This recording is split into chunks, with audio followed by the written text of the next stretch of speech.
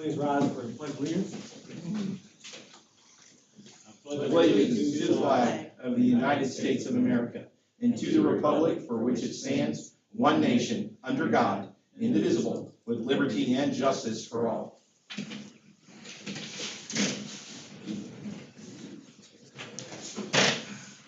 Roll call.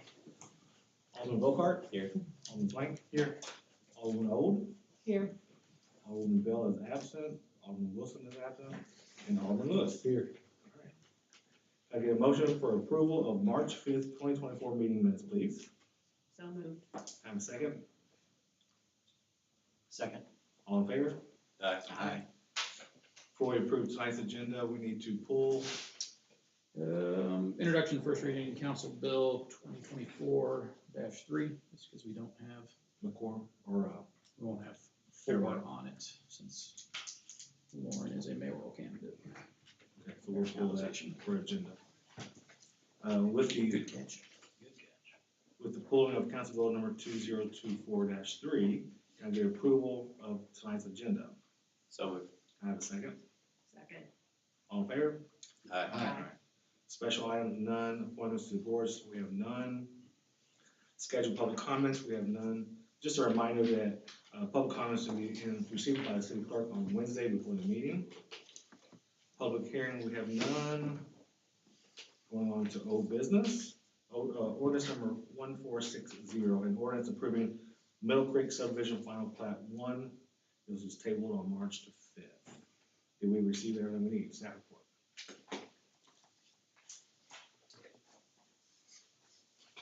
Yes, we did receive everything we needed. Just a refresher here, this is plat 1 of subdivision known as Middle Creek. The owner of the property, so here's the tricky part, the owner of the property was Corey Myers Developments LLC, but as of this morning, I believe at 10:52, it became Dirty Deeds Excavation LLC.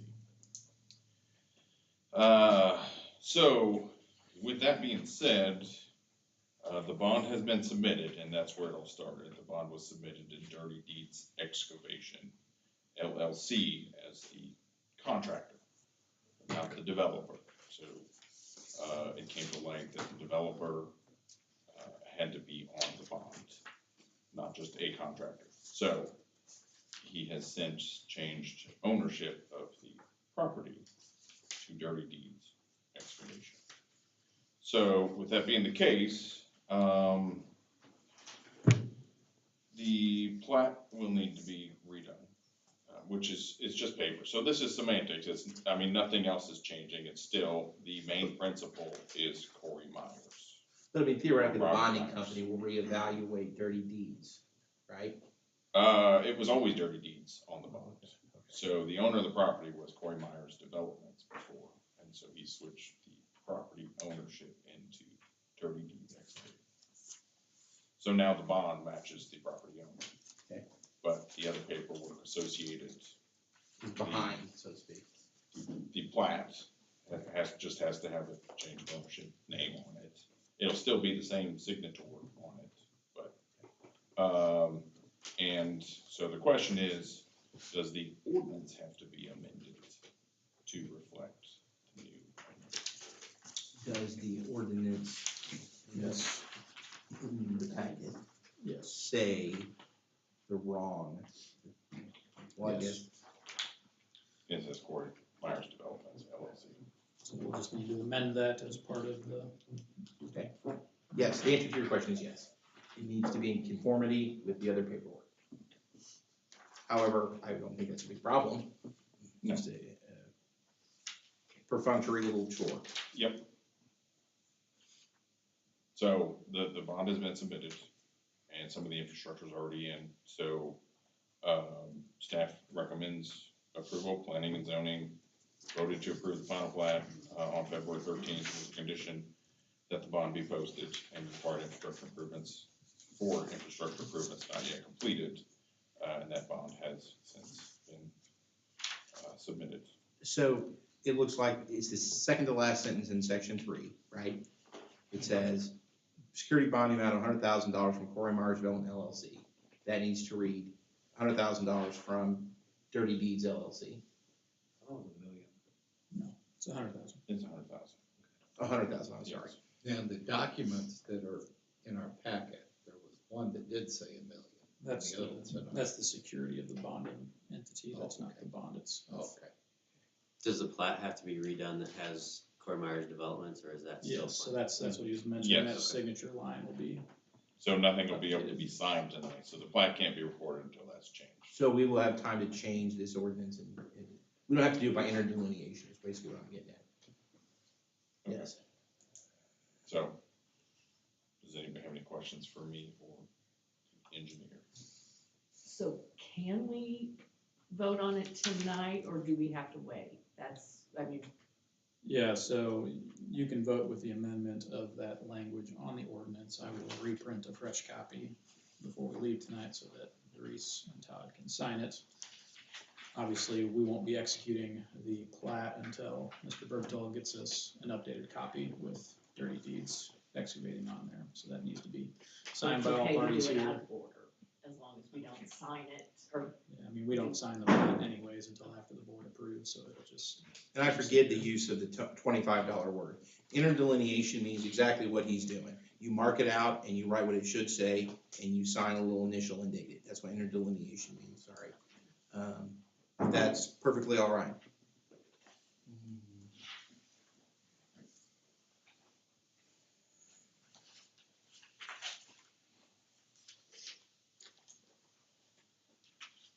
So I think there are no questions for you, and I suppose you guys could make a motion.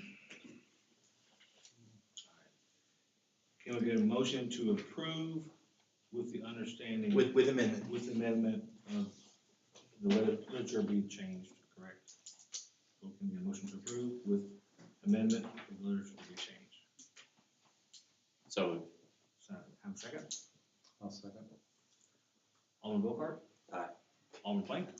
Aye. Alderman Old? I, And Alderman Lewis. Aye. Moving on to new business, a resolution 2024-9, a resolution accepting the corporate security bond from Corey Myers for Middle Creek Plat 1. Can I ask a question about this? I mean, should that be Corey Myers or should it be? well, that just says Corey Myers. I mean, it is from Corey. Let me find the resolution here. So resolution will have to be amended as well from Corey Myers Development LLC to Dirty Deeds Excavating LLC. In your report, or in your packet, you'll find my report as well as some documentation and report from Public Works Director James Creel. We received the list of infrastructure to be bonded for, so James has spent the last week and a half or so compiling our cost estimate of what the city would anticipate spending if we were to bid out these improvements should the need arise. His total comes out to approximately $112,000 and some change.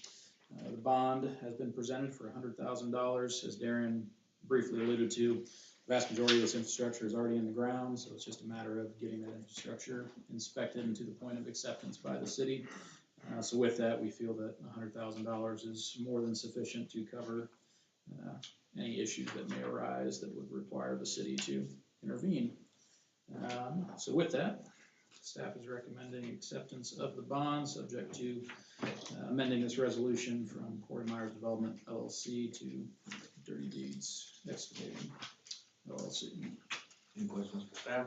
The one question, that $112,000 estimate, would that be from doing it from the beginning, or would that be to That's bidding- continue yeah, what he's already done? That's just bidding out the whole thing if we had to do it from the Okay. ground up. Okay, so then we're more than covered if you just That is my belief, yes, sir. continued. Can I get a motion approving resolution 2024-9, a resolution accepting the corporate security bond from Corey Myers for Middle Creek Plat 1 with the amended name Dirty Deeds? so Have a second? I'll second. Alderman Lewis? Aye. Alderman Old? I, Alderman Plank? Aye. Alderman Bocart? Aye. Resolution 2024-18, a resolution approving the signed plat for Southern Bloom Self-Storage. Staff report, please. Right, this is a request for approval of a commercial site plan. The owner of this property is Centralia Investment Group LLC, and the submitting firm is Simon and Strumpf Engineering. Christina Lubert of Lubert Engineering performed the review. This parcel is lot 1B-1 of the Galaxy subdivision, plat 3.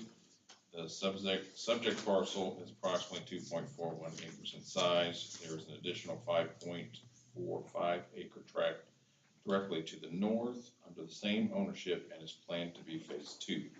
Phase 2 will be submitted at a later date. These tracts are at the north end of North Henry Clay Boulevard.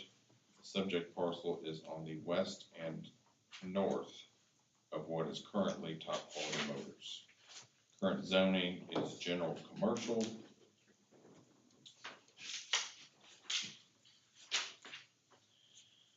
This site plan is for a self-service storage facility. There will be 7 buildings in phase 1, ranging in size from 4,000 to 6,400 square feet. Due to the site only having one means of access, the buildings will be sprinkled. Utilities are available at the site, and the water line will be improved to provide necessary flow rates for fire protection. Wastewater will be provided to building 1 only, as there is an office that will have an employee on site. Parking will be provided on the east side of building 1. With this being self-storage facility, by code, buildings shall be limited to 14 feet in height, as measured from grade. The issue has come up in recent projects for that reason. The owner has had a desire to do one of the buildings 16 feet in height, and that came up recently, but he has since agreed to reduce the height to 14 feet or just remove the building altogether. But he was told if he wanted to have a building that exceeded the 14 feet height from grade, he would have to go to the Board of Adjustment for approval. So, all the drive and parking surfaces within the lot will be asphalt. Stormwater will be detained on the south end of the property behind Top Quality Motors. There will be a public sidewalk added along the east side of the property along the North Henry Clay extension. The roadway extension will be concrete curb and gutter, terminating at a temporary asphalt turnaround to the north. The existing roadway to the south of the property will remain gravel at this time. Staff recommends approval of the submitted site plan as it appears to have met the intended requirements of the city code. This will also provide the needed infrastructure for North Henry Clay to expand even further north. The Planning and Zoning Commission recommended approval of this site. Their recommendation came with a suggestion to get clarification on the easement providing access to this site. So, as you may be aware, the north end of Henry Clay, north of Optimus, is all gravel at this time. So with this project being under construction and after completion or during completion, they will complete the roadway up to city specs on their property in the right of way. So it will be concrete with curb and gutter on the north end of Top Quality Motors, and everything south of there between the Optimus and there will be gravel. Because the confusion came in the planning and zoning meeting about which parcels have right-of-way in front of them, which is considered North Henry Clay, and some of them have just easements. So planning and zoning asked for clarification on the properties that have easements, and they are non-exclusive easements. So it means that anyone can use it for public use, which has been the case for decades now. But it's that whole North Henry Clay thing's kind of tricky. So that's pretty much all I have. Do you have any questions? Or did I completely confuse you all? So those driveway, parking lot, the funeral home, like that stuff is just an easement and not a private drive or? It's not a private drive, it's a public easement. Well, it's a private, non-exclusive easement, which basically makes it public use Public. through there, yes.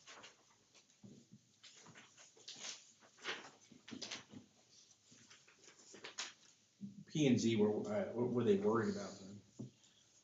They were worried about the type of easements that existed, They felt somebody would block them out, that someone might have the ability to block them out. and the fact is they can't. They cannot. Yes. I don't love the, city street to gravel drive to newly paved, another city street with sidewalk on it. I mean, I don't know whose fault that is necessarily, or if that's a fault that should even affect this particular plan, but I think it's a silly area to begin with. 100% agree with you. I had a conversation with the planning zoning chairman at the time, Mr. Glasscock. I think this was from 1985, because I did some research on the easements. And he explained to me the reason that the Optimist Club drive has an easement and it's not public right of way is because they would lose access to their sign that is right along 63 there. So their driveway easement goes all the way out to the east edge of Henry Clay. Is that why it makes that little junction where the road's all tore up, is that why it makes that junction private, because it crosses? So that's why it's asphalt. It's different asphalt, because the Optimist Club paves all the way out to the sign. Yeah. If I could speak to this a little bit, we've had some cursory conversations with some of those property owners, not everybody. It appears from those early conversations, they are open to seeing those improvements occur. That remains to be seen as to what that project would look like as far as funding and a time frame. But it appears that we might have a pathway ahead to ultimately connect with paved roadway surface and extend North Henry Clay up to the property in question on this resolution. Having a paved road just to the north may encourage that to happen. It's just a matter of cost at this point. Who pays for the improvements? On this site plan, is this dotted line to the east edge of that temporary roundabout, is that the highway easement line? Yes, that becomes right of way from that point. So there is dedicated right of way along the east edge of this property. So that would be, for all purposes, a city street for that short section. So we can't fix the ills of the past, but we can only do what's right going forward.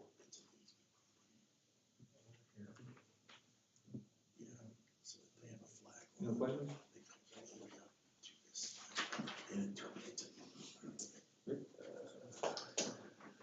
No questions? Any questions? Yeah, I just can't see that. It looks like a sport thing. I mean, it's probably the ugliest thing I consider to be right on the. It has been for a very long time. And this has been an ongoing project. We've had many discussions with the owner of the property, his engineer,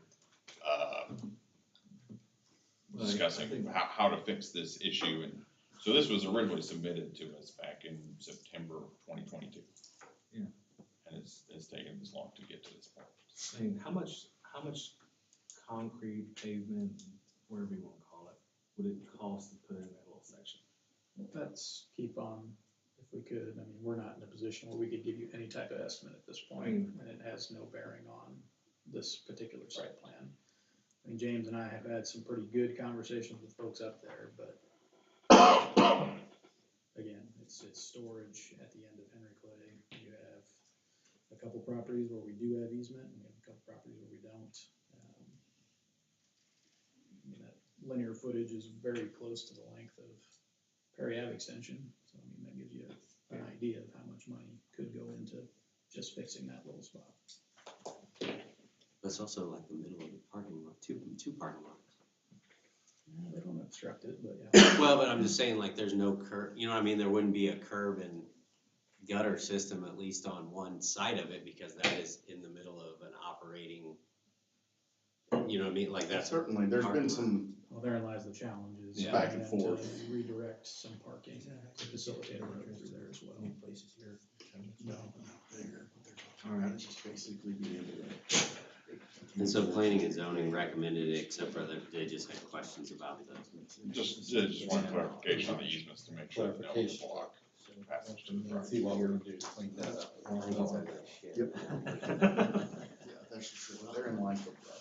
There were no problems with the project itself. You mind if I speak to the planning and zoning? State your name and address, blood type. Corey Berthel, 104 Bryan Lane, I believe I'm 8 positive.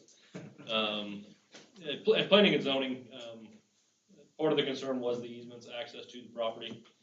There was also partially my concern with the current use of that easement across those other two properties. As you alluded to, there's, currently parking lots across the frontage of those two properties, so, it was somewhat of my concern in that, how is that easement and how is that access across those two existing properties gonna be policed from a city standpoint, obviously being able to maintain access to that property.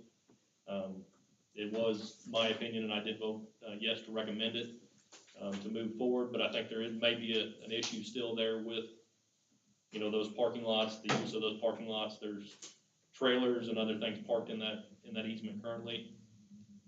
And I'm not sure, from a legal perspective, what recourse the city or the property owner may have in being able to enforce the, open access of that easement. So that was the concerns of planning and zoning.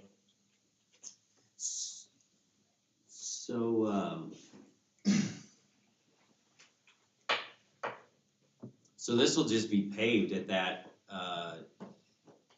southeast corner of the subject lot, correct? Because Top Quality Motors,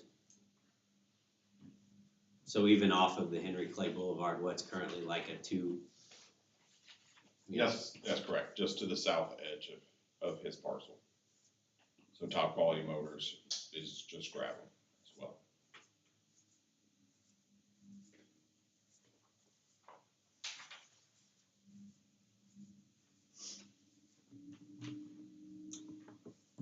So where does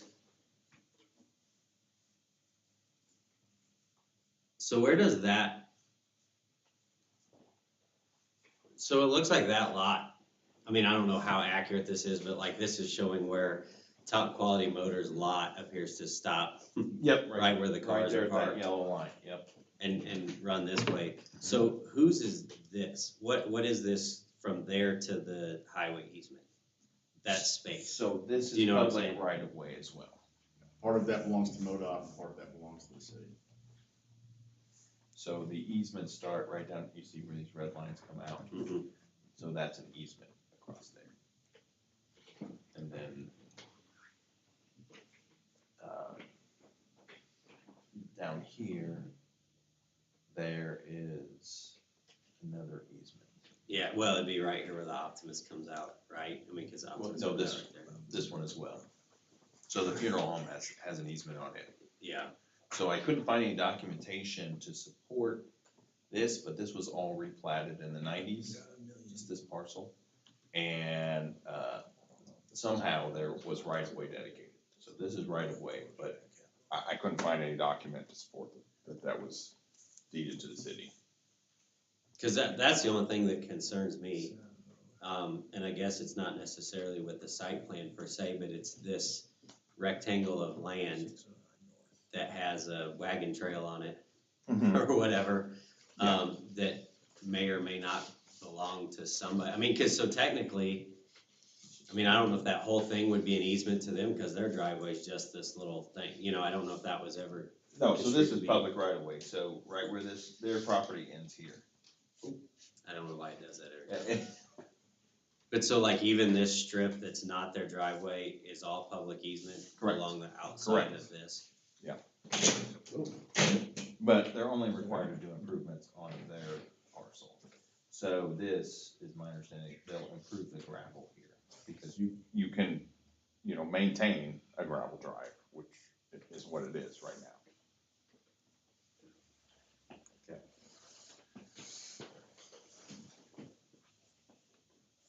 Lauren, you have any questions? No questions.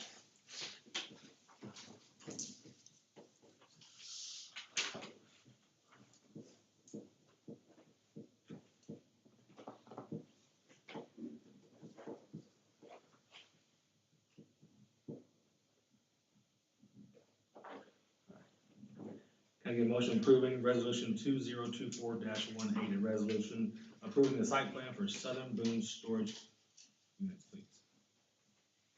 I'll make the motion. Can I have a second? Second. Alderman Bookhart? No. Alderman Plank? Aye.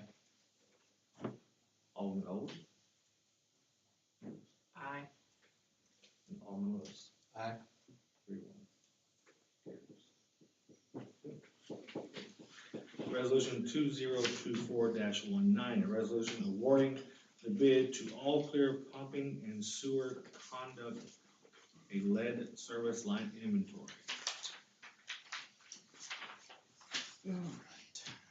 In your report, or in your packet, you'll find my report. As we've talked about previously, we put out for bid to conduct a lead service line inventory as part of the DNR ARPA grant that we were awarded.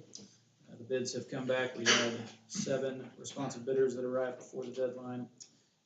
We did have one that came in a little late, so we did not include that on the list since it was a late bid. Would not have had any bearing as it was not the low bid. So at 7 bids, the presumptive low bid right now is All Clear Pumping and Sewer. We've sent that over to DNR.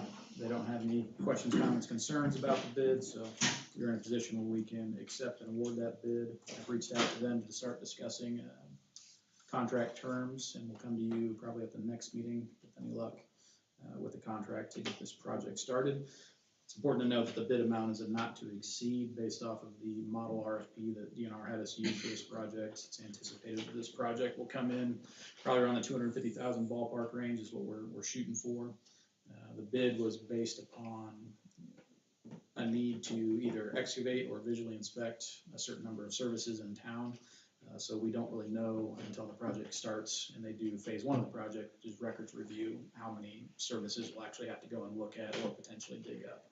The goal, since it is not a requirement, is to not dig up any of the services to visually inspect them.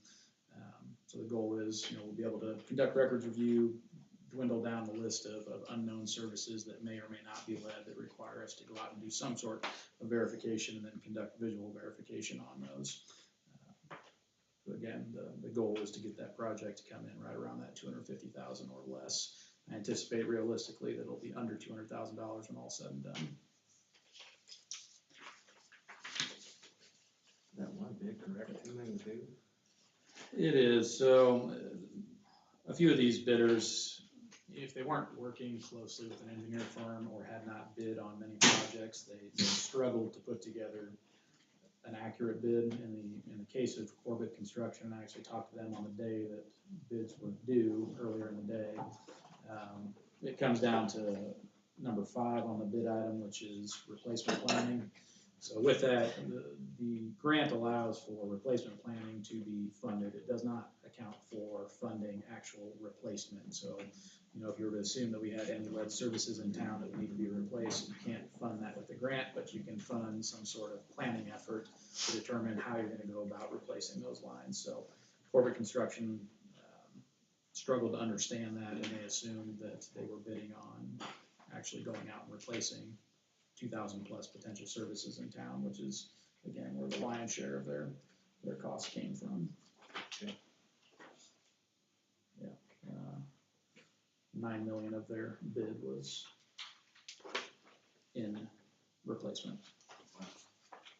Any questions for Kyle? Can we get a motion approving resolution 2024-19, a resolution awarding the bid to All Clear Pumping and Sewer Conduct a lead service line inventory? So moved. Have a second? One second. Alderman Lewis? Aye. Alderman Old? Aye. Alderman Plank? Aye. Alderman Alderman Volkart. Aye. All right. Moving on, resolution 2024-20, a resolution approving an estimate with Schooler Construction for repair of the City Hall parking lot. Mr. Mayor, members of the board, before you this evening is a resolution for consideration to award project to Schoolers Construction for concrete work to replace the east parking lot approach. That's gonna be the approach over here, coming off of South Main Street. It has that large heave in it, several full depth cracks. Currently, the material is asphalt to match the remainder of the existing parking lot. However, it is in such poor condition that it needs to be completely replaced. It was in that kind of condition when the city purchased this facility. We looked at trying to include that in the remodel project, but the money was not there for that in the budget. For the purpose of longevity and cost savings, it is my recommendation to replace that approach with concrete. And I reached out to Schoolers Construction, as they currently have a cooperative contract with the city of Jefferson for concrete work. And I was able to obtain a quote from him to do the concrete work for $7,500. That would include Ashland Public Works staff completing the tear out and prep for the concrete work. And I will leave it to our treasurer to discuss the funding mechanism in place for these repairs. So we had funds set aside for building and maintenance this fiscal year, and things that we did came in under budget, so we had some additional funds left, and we looked at that area of the parking lot. We constantly see vehicles rubbing on that area and running over the curb. And we do get complaints because people do use that entrance to go to the library. They come in that entrance and then they circle around, drop off their books and go out the other entrance. And so obviously we don't want to be responsible for anybody damaging their vehicles. So it is a public building and a public portion of the lot. So with the extra $7,500, we thought that this would be an important fix for everybody involved. Any questions from staff? You okay, Nate? I get a motion approving resolution 2024-20, a resolution approving the estimate with Schooler Construction for repair for City Hall parking lot. So moved. Have a second? Second. Alderman Volkart? Aye. Alderman Blank? Aye. Alderman Ode? Aye. And Alderman Lewis? Aye. Moving on to resolution 2024-21, a resolution regarding site setback distance for Emily.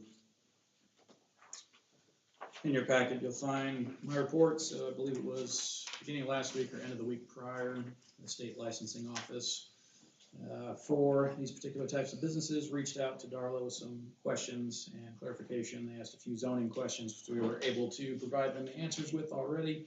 And then they had a question about the setback distance. And it really boils down to them wanting something that is not just an arbitrary number that we came up with or that Emily presented and came up with during their presentation. And they would prefer that we use the set distance of 300 feet, which is called out for in the regulations that we adopted. They felt that would be the cleaner way for this resolution to be presented to them as part of that application packet. And that also keeps it within the confines of that actual parcel that this facility will be sitting on. So that's what this resolution seeks to do. It'll repeal the original one that was passed by the board and replace it with the one that's in your packet, simply changing from 873 feet to 300 feet.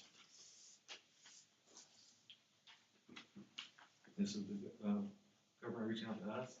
Yeah. So this doesn't change anything about where the building's going to be located. It's just a matter of how it's documented. They wanted the same as in other marijuana, basically. Yeah, so again, since that 300 feet is in there for just traditional cultivation facilities, they wanted it to match that 300 feet that's called out for, as opposed to us giving them a resolution that said 873 feet and not really having any clear. Obviously, we sent Mr. Oxenhandler's site map that he drew up, and we sent our documentation, but they felt it would be cleaner to have that matching. It is a resolution of ordinance. Correct. Yeah.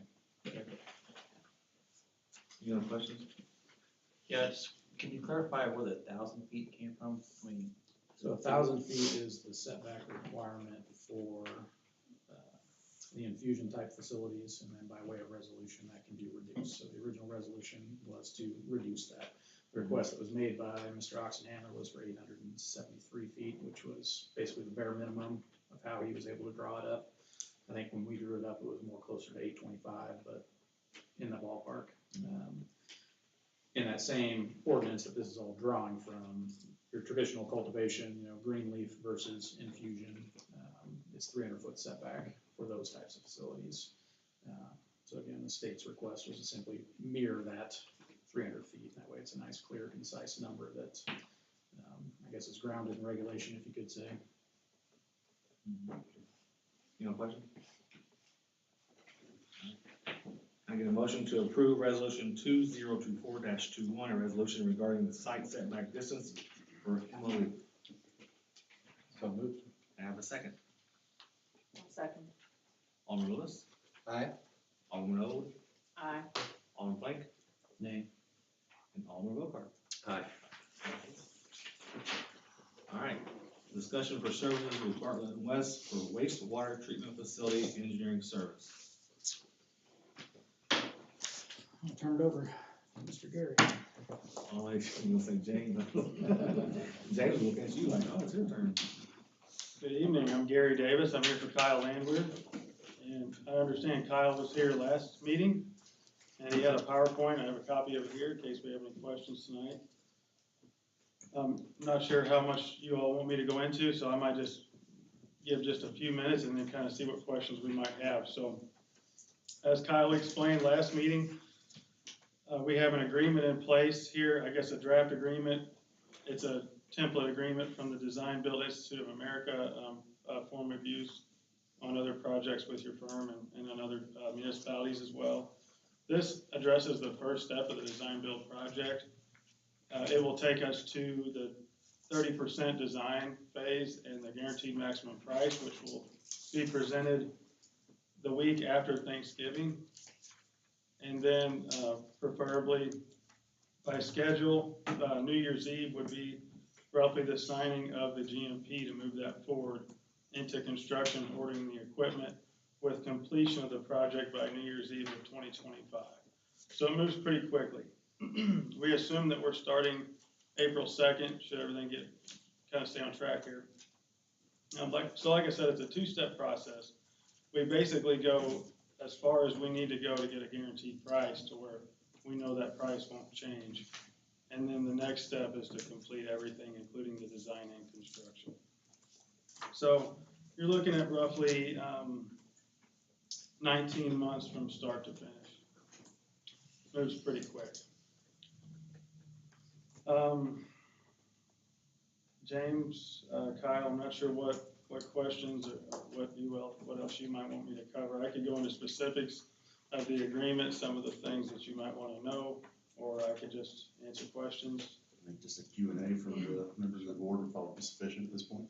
So as I put in my report, we've submitted this over to legal and bond counsel for review. The intention is that we'll have this back before you at our next meeting, if this is the path that the board wants to follow. I know as Kyle kind of presented last meeting, there's always the option, once we get to that 30% mark and we get pricing back, there's always that option. If we don't like pricing, we can re-engage with Bart West to take us to 100% design and go through the traditional bidding process. Obviously, that'll drag the process out a little bit longer, so it really comes down to, how aggressive the board wants to be with getting this expansion done. And just knowing that we do have a bit of a parachute throughout the process if we need to pump the brakes a little bit to reevaluate. Last meeting, Kyle did speak to, some potential opportunities to do some value engineering, to try and bring the cost down a little bit on some of the components. But yeah, if you guys have questions, that's what we're here for tonight.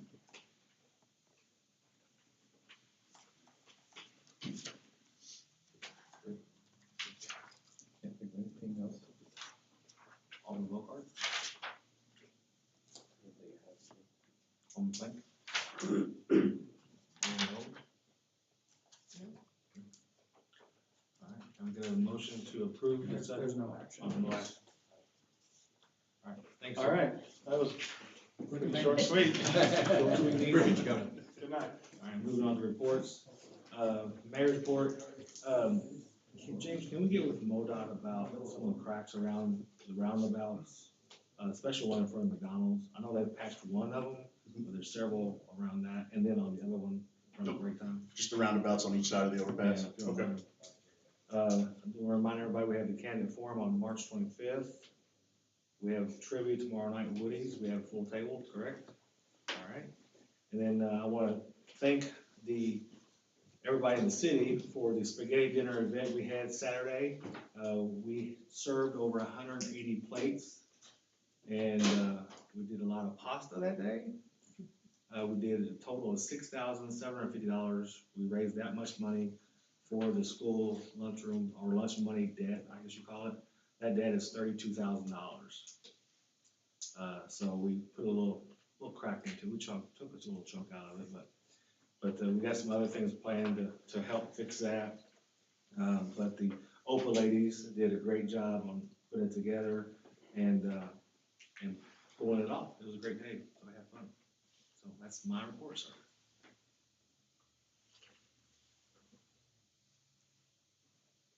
City Administrator report.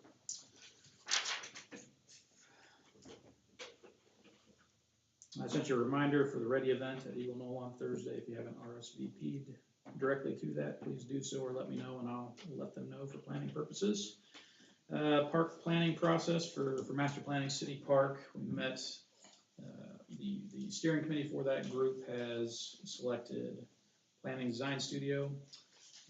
We met with them Monday around lunch hour to kind of go over next steps, do an introduction there. So right now, PDS is working on a contract that will be brought to the park board for consideration in the next couple of weeks, hopefully at their next meeting. Should the park board want to move forward with that, they will advance that with their recommendation to the board for consideration and approval. PDS anticipates, sometime by end of summer, we're having a master plan done for that park with the goal of, there'll be some public engagement throughout the process, but the end goal of, having some public presentation at Fall Fest. That'd be a good time to kick that off. It does sound like we'll be well within anticipated budget for this project, which will leave us in a good position from the park board perspective to quickly advance some of the improvements once that planning process is done. So more to follow on that. Flagpole's been ordered. Yes. Darren informed me that we can't put it where we want to put it, so we'll find a different location, but it's on the way. That is all I have. Why can't we not do that? There's a potential to fall on the power pole that's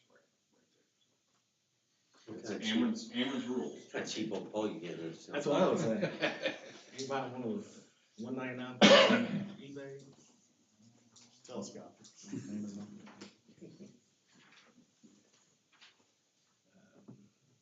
right, moving on to city attorney's report.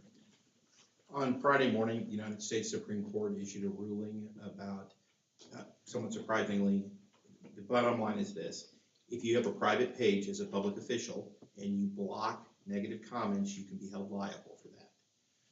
There are several cases this term about social media. This is the first of several. I'm in charge of developing a response for the firm. I'm waiting until all 4 cases are decided. The ruling is fact specific. The court says whether you're going to get in trouble for blocking depends on how old your page is, what you say, and what you do.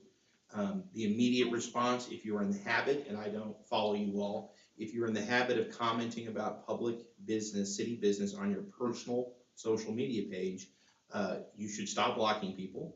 The immediate fix and the best practice is to have 2 pages. This is my Alderman page, and you talk about city business, and it's a free-for-all. This is my private John Doe page that I don't talk about city business. That's not the final answer. That's the immediate response. I know it's frustrating. It's a long opinion. There's a lot to it, but there are 3 more cases coming that are related to this. And so what I intend to do is in May, I will digest all the cases and give a firm-wide to all of our cities. This is what we suggest. But that did happen on Friday morning, so need to interrogate all of you, but if you are in the business of talking about city business on your personal page, don't block folks. So that's my report. Does sharing city events constitute talking about public business? It would. My initial impression is this is a ruling that there will be people public officials in Missouri who are gonna get in trouble. And public official is a broad term. The case in question was a city manager, not even an elected official. So, it's not, the thing that is frustrating is it is not something that with a clear-cut line that I can tell you absolutely. Very logically, they said, look, this is gonna be case to case. It will depend. How much do you post? What else do you post about? What kind of comments did you block? And it's a nuanced thing, and again, but for these other cases, I would have sat down and come up with a recommended policy, but there's no sense in that with these other cases coming along. If you're really interested, the authority on this is the SCOTUS blog. It's like they cover all this. They have a very thorough article. Of course, the opinion itself can be read online. This was major news in legal circles. It made the national news. So if you are particularly concerned about it, you can join us. Of course, I'm the lawyer for the city. You want to email me. I don't want to do that as conversation in public, but if you think this is going to be a problem, we can talk privately and work out a way to get through it.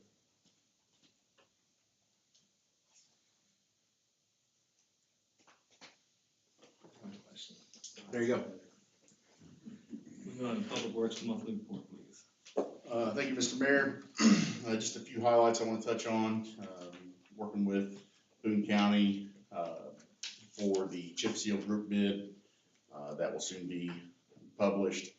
And we anticipate doing chip seal work on North Interclay Boulevard, the asphalt portion of East Liberty Lane and Solinda Drive this year through that bid. And then Angel Lane culvert repairs, we anticipate beginning those on April 1st. That is not an April Fool's joke, and we shut down that road. So it should be interesting for that signage.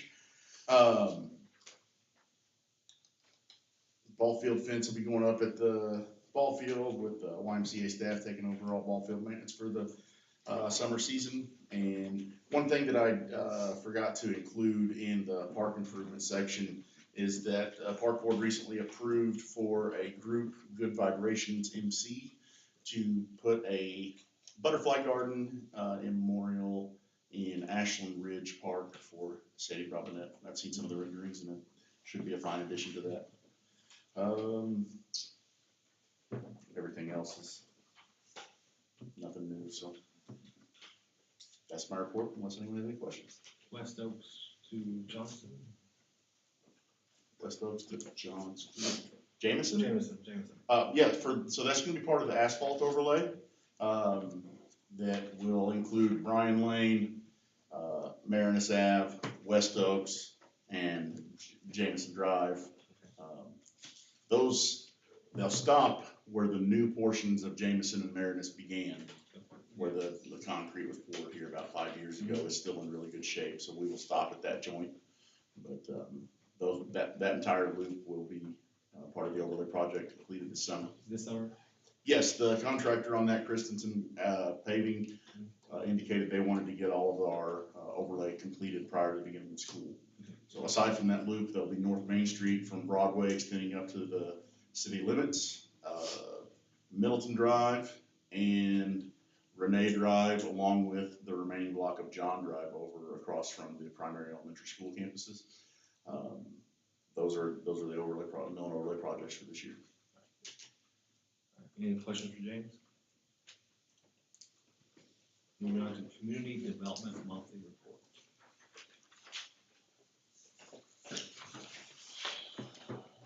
Well, since I've taken a lot of your time tonight, in the interest of brevity, I will say one thing.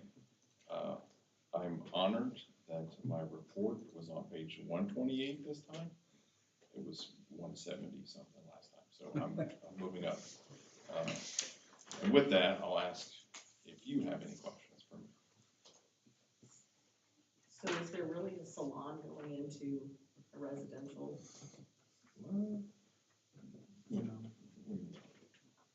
timeless salon and massage. It's where the Boone County Terminal was. Yeah, so it's zone commercial. Yeah, so, yeah. It is a house, but it's. Well, There's a lot. Bruce's old building. Any other questions? Darren, please report on the LDC workshops. Oh, okay. Well, we have so the land development code that has been in review for many years before my time. So we're finally to a point where we can have public meetings and open houses. So we have a virtual, open house per se on March 28th from 5 to 7 p.m. And then there will be an in-person at the community room on April 2nd from 5 to 7.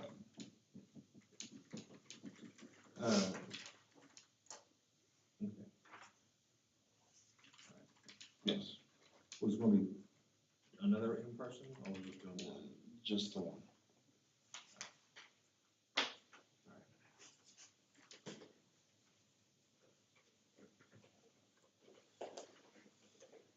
Any other questions? Thank you. Thank you. Treasurer report, please. We received our TMHCC insurance renewal quote back.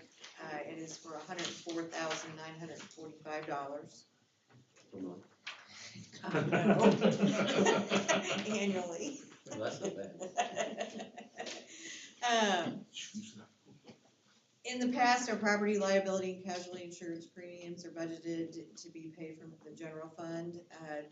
Due to this premium increase, additional funding lines in park, streets, water, and sewer will be created to offset the costs, allowing the departments to contribute to increases from incidences originating during the course of business within their individual departments. These additional expense lines will be part of the budget amendments presented to the board next month. And then additional funds also will be budgeted for fiscal year 25. We're expecting another 15 to 20% increase in next fiscal year. Preliminary budget is included in your packet. If you haven't had an opportunity to review it, please do. There are some changes after we did this that we will be making. We received notification from loggers that all employees will be receiving a 1% increase in their contribution rate, or our contribution rate for them. Again, we're gonna equally distribute city property liability and casualty insurance between the funds with the creation of the new expense funding lines that will also be part of the year-end budget. And then the capital fund, we talked about this, we're paying off the police cars, so the only thing that'll be coming out of the capital fund will be the MTFC payment for the roundabout until that's completed. And then the remaining funds, we have dedicated to curb and gutter projects. It has been expressed by the mayor as well as members of the council, that's what they'd like this money to go for, and it was originally supposed to go for infrastructure anyway, so there'll be $49,305.09 for this upcoming fiscal year. And then I'll let all of you confer with James on where you want that to go.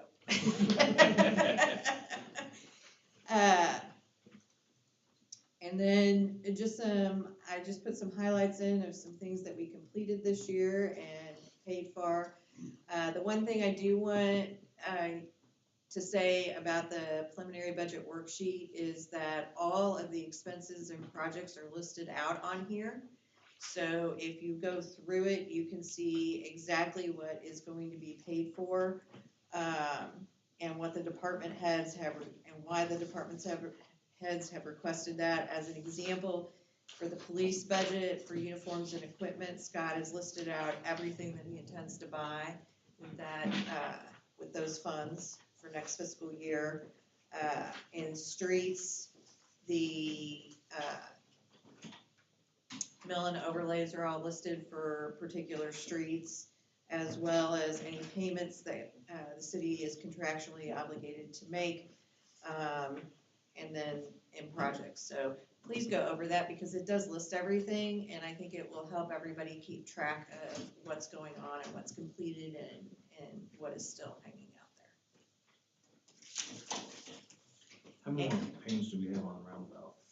For me, How many more payments do we have? I don't know offhand, I'd have to go look at my sheet. Okay, no problem. More than one. More than one, Yeah. yes, more than one, but not too many left. I think we actually only have 5 left. So it's not bad. So I think we only actually have 5 left. And then it's ours. Yeah. Yeah. Well, not really, still MoDOT Yeah, driveway. So, yes, I will say, so the next meeting, we are going to do the first and second reading of fiscal year 25 budget. And I will go over some highlights with that because, the real estate and property tax decrease that the board voted on, plus the upcoming election to freeze, taxes for 65-year and older is really gonna put a big dent. And we're not recouping that. So, and with the increases in insurance and streetlights and other things that are going on, after fiscal 25, we're probably gonna have to reevaluate some other things. Keep building. Keep building. Any questions for the treasurer, please? I do have a comment though, James. I want my curb and gutter done last. Everybody else is done first. That was already planned. I appreciate that plan, sir. I really do. The guys went through, so just to kind of touch on that, what I've had my staff focusing on are some of the worst spots, particularly focusing in front of driveways, just so that we can alleviate that headache for the residents. This other project, we're gonna focus on the areas in between driveways, but we'll still continue to work on both, I mean, one way or the other, either a contractor doing the longer stretches or my crew's working on the driveway areas. I just wanted to be noted that mine will last, please. 2027. And noted that there is only $49,000. Yes. Not gonna go far. You get the leftovers. And it's not me. Moving on to the board of Alderman report. Alderman Lewis. No report. Alderman Old. I did hear from somebody about that situation on the James Court, the cleanup. What's this? It got cleaned up. What was out there? James, she's referring to whatever Logan cleaned up down there. Oh, I Yeah. think it was something else. I'm not sure what that was or where it came from. I spoke with my sewer division staff and they assured me that they did not make that mess. They went over there and picked up what they could find. You know what? Something else just came to mind that I bet I know what it is. But I don't wanna go down that road. But is that area, is there like a city easement because there's a lift station there? There and so is. we're kind of It goes off in the responsible for wood cleaning up? area, yes ma'am. Okay.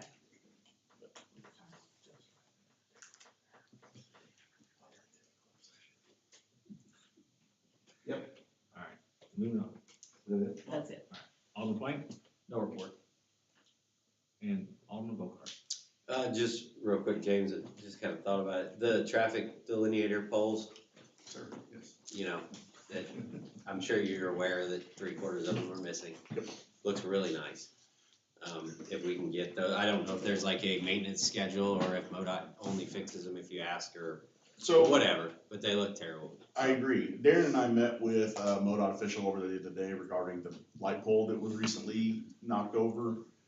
So there's kind of some, I don't know, horse trading, crab walking regarding who's responsible for that pole, who's gonna bear the cost of putting it back up, where the location's gonna be, what protective measures are gonna be in place.